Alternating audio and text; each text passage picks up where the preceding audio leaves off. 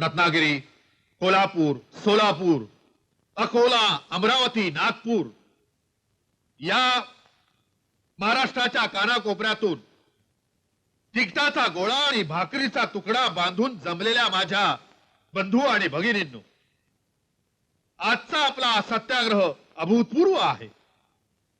आजचा आपला हा सत्याग्रहाचा कार्यक्रम होऊ नये म्हणून सनातनांनी अनेक प्रयत्न चालवलेले आहेत. आज आपण ही परिषद जिथे भरवत आहोत ती जागा आपल्याला मिळू नये म्हणून या जागेचे मालक फतेह खान यांना जिवंत मारण्याच्या धमक्या दिल्या गेलेल्या आहेत. शांत रहा, शांत रहा. तरीही त्या बहादराने आपला शब्द पाळला.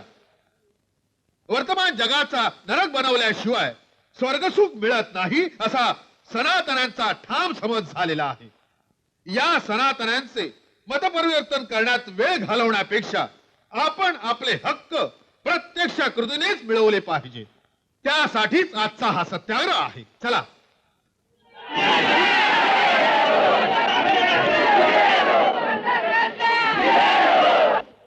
बाबासाहेब आंबेडकरांचा, बाबासाहेब आंबेडकरांचा, बाबासाहेब आंबेडकरांचा, बाबासाहेब आंबेडकरांचा, बाबासाहेब आंबेडकरांचा, बाबासाहेब आंबेडकर.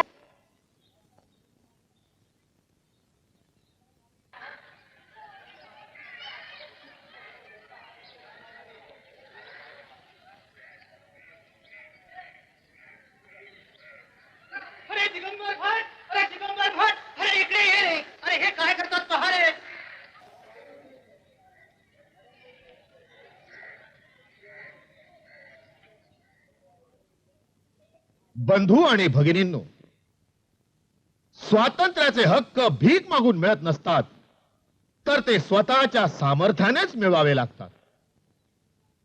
आपल्यात निश्चयाचे बळ नव्हते ही मोठी उणीव होती, पण ती उणीव आता तुम्ही भरून काढलेली आहे. जो समाज प्राण द्यायला तयार होतो त्या समाजाची उन्नती झाल्याशिवाय कदापि राहणार नाही.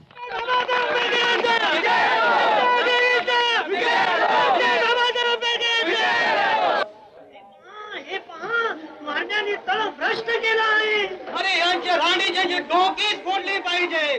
चला दिगंबर भटजी यांना बाहेरच खेचून काढूया. चवदार तळ्याचे पाणी प्यायल्याने आपण अमर होऊ अशातला भाग नाही. आजपर्यंत आपण चवदार तळ्याचं पाणी प्यालो नाही म्हणून तुम्ही आम्ही काही मेलो नाही, पण इतरांप्रमाणेच आपण देखील माणसंच आहोत हे सिद्ध करण्यासाठी आपण हा सत्याग्रह आरंभला आहे.